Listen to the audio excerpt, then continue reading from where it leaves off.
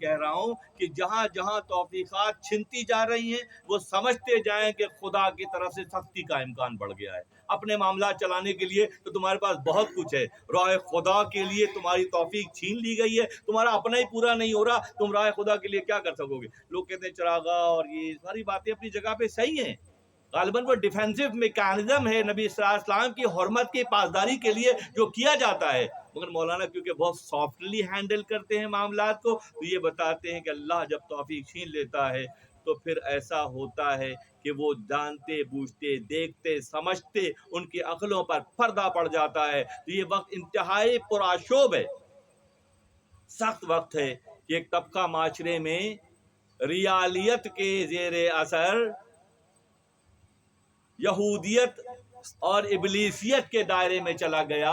ان کو خود بھی ہوش نہیں ہے کہ ہم کہاں کھڑے ہیں، کیونکہ ان کے اندر جو اترا ہے نا، جو ان کے اندر اتر گیا ہے، اب اس میں سے برآمد پھر وہ نہیں ہوگا جو نبی کی محبت کہلاتی ہے. نبی کی محبت تو پیور لوگوں کو خدا دیتا ہے، یہ نام اکرام ہے خدا کا.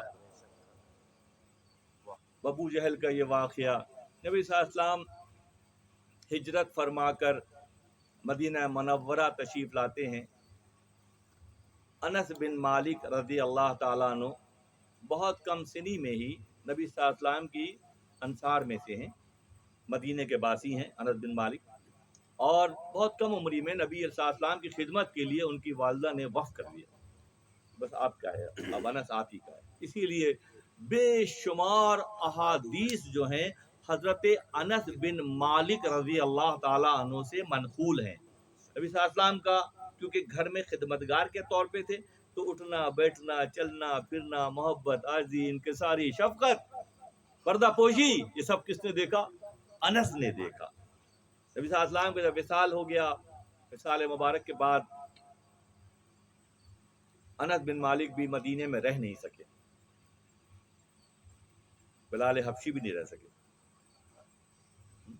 بلال حبشی بھی مدینے میں رہے نہیں، کیونکہ جب اشہد ان محمد رسول اللہ کہتے تھے تو وہاں گھما کر گردن دیکھتے تھے کہ نبی صلی اللہ علیہ وسلم تشریف فرما ہوتے. اور جب نبی صلی اللہ علیہ وسلم کا وصال مبارک ہوا، آپ نے پردہ فرمایا، تو وہ بلال جب اذان دیتے گھوم کر دیکھتے تو وہاں نبی صلی اللہ علیہ وسلم ظاہری اسباب میں نظر نہیں آتے. بلال سے یہ گوارا نہ ہوا، آپ شام کی طرف ہجرت کر گئے. اسی طرح انس بن مالک جو رضی اللہ تعالیٰ عنہ نے ہجرت کی اور بصرہ میں جا کر صحابی رسول کے طور پر بہت عمر پائی، طویل عمری پائی. انس بن مالک کافی لمبی عمر اللہ نے ان کو دی، تو وہ وہاں بصرے میں رہنے لگے، اور بصرے کے سارے لوگ آپ کے دیوانے، ہر وقت رش لگا رہتا کس کے؟ صحابی رسول انس بن مالک. انس بن مالک بہت بڑا مدرسہ قائم کیا تھا انہوں نے. عمر خطاب کے صاحبزادے نے ایک موقع پر عبداللہ ابن عمر نے یہ فرمایا کہ نبی صلی اللہ علیہ وسلم اگر ہوتے تو اس مدرسے کو دیکھ کر جو انس نے قائم کیا ہے بہت خوش ہوتے. تو یہ زاویہ بھی ڈفرینٹ ہی ہے کہ ہونے اور نہ ہونے کا جو معاملہ ہے، ہر عالم میں جہاں جہاں تک اللہ کی ربوبیت ہے، وہاں تک آپ کی شان رحمت العالمین جلوہ گر ہے. جہاں جہاں تک اللہ کی حکومت ہے، وہاں تک رحمت کا جو معاملہ ہے وہ آقا سے منسوب ہے. اور یہ دائرہ بشریت اور دائرہ روحانیت اور دائرہ طفلیت اور دائرہ مختلف دائرے ہیں، اور ہر دائرے میں آپ جلوہ گر ہیں. ہمارے شیخ نے اپنی نعتیہ کلام میں میاں صاحب قبلہ رحمۃ اللہ علیہ نے فرمایا، باہر افلاک لگتے ہیں وہاں دربار روزانہ. ابھی بھی ہر آسمان پر ہر دائرے میں ابھی بھی دربار سجے ہوئے ہیں. باہر افلاک لگتے ہیں وہاں دربار روزانہ، وہ شرکت وقت واحد میں باہر میقات کرتے ہیں. ہر لیول پر ابھی بھی محفلیں سجی ہوئی ہیں. کہاں ٹھہر گئے، کہاں رک گئے؟ اپنی امیجنیشن پاور کو بڑھانا ہے. ہاتھ پیر تو نہیں بڑھیں گے، اتنے رہیں گے. 5 انگلیاں پانچی رہیں گی، آنکھیں بھی ایسی، پیشانی بھی ہے، سب کچھ ایسے رہیں گے. اب کون سی چیز بڑھے گی؟ آپ کا امیجنیشن پاور بڑھے گا، آپ کے اندر کا کردار پختہ ہوگا، پھر آپ کی نظروں میں وہ نظریں پیدا ہو جائیں گی. عمر خطاب کہتے ہیں کہ مدینہ منورہ میں خطاب فرما رہے ہیں اور یا ساریہ بن جبل پہاڑ کی طرف سینکڑوں میل کے فاصلے پہ عمر دیکھ رہے ہیں. تو عمر نے محبت کا حق ادا کیا تو عمر کی نظروں میں وسعت پیدا ہو گئی. جب عمر کی نظروں میں وسعت پیدا ہو سکتی ہے تو یہ میرا ایمان اور یقین ہے کہ ہر امتی، ہر امتی جو آقا سے محبت کا حق ادا کرے گا، آقا کے آل سے محبت کا حق ادا کرے گا، آقا کے اصحاب سے وہ محبت کا حق ادا کرے گا، اس کی ویژولائزیشن پاور بہت بڑھ جائے گی، سننے کی طاقت بھی بڑھ جائے گی، دیکھنے کی طاقت بھی بڑھ جائے گی، ہاں وجود اس کا یہی رہے گا، مگر اس کی جو فریکوینسی ہے وہ انتہائی ہائی لیول پر۔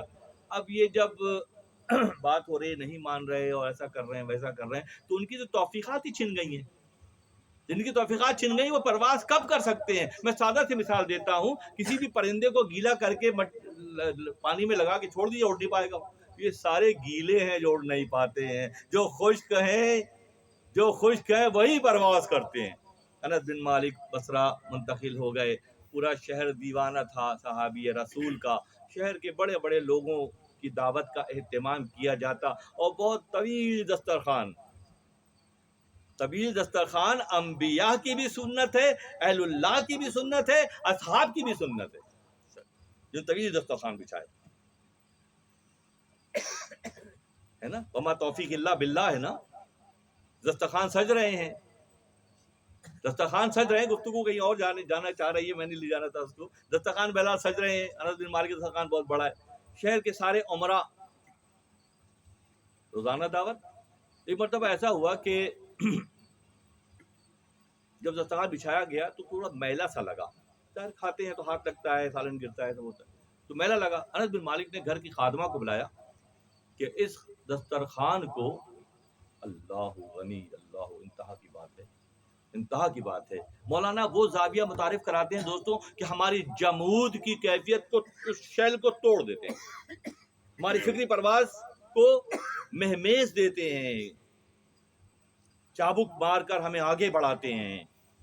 تو دسترخوان میلا لگا، انس بن مالک رضی اللہ عنہ نے خادمہ کو بلایا، کہنے کہ دسترخوان کو تندور میں ڈال دو۔ بہت بڑے بڑے گھر اور دالان اس زمانے میں ہوتے تھے، قریبی کونے میں تندور جل رہا ہے، اس میں سے آگ نکل رہی ہے ایسے، تو خادمہ نے جا کے دسترخوان کو تندور میں ڈال دیا، اور سارے حیران کہ یہ کیا معاملہ ہے، دسترخوان کو صابن سے دھو لو، ڈٹرجنٹ سے دھو لو، سرف سے دھو لو، کسی سے دھو لو، مٹی سے دھو لو، یہ کون سا طریقہ ہے دسترخوان کو دھونے کا کہ جا کے تندور میں ڈال دیا؟ حیران ہو گئے، اور تھوڑی دیر کے بعد اس نے ہاتھ ڈال کے نکالا، ذہن رکھیے گا، جو جڑ جاتے ہیں، جو ابراہیمی فکر سے جڑ جاتے ہیں، آگ ان کے لیے ادنا مخلوق ہو کر رہ جاتی ہے۔ کس سے جڑتے ہیں؟ ابراہیمی فکر سے جڑتے ہیں، موحد اعظم، توحید کے لمبردار ابراہیم خلیل حق، ان کی محبت دلوں میں پیدا ہو جائے تو آگ خود ہی بجھ جائے گی دیکھتے ہی۔ all sort of negativity، ہر طرح کی آگ، شہوت کی آگ، غصے کی آگ، تکبر کی آگ، مال جمع کرنے کی آگ، دنیا میں مقام حاصل کر کے لوگوں کے دلوں پہ اور گردنوں پہ حکومت کرنے کی آگ، یہ سب آگ ہے۔ جب ابراہیم سے جڑ جاؤ گے، سب سے نکل جاؤ گے، اور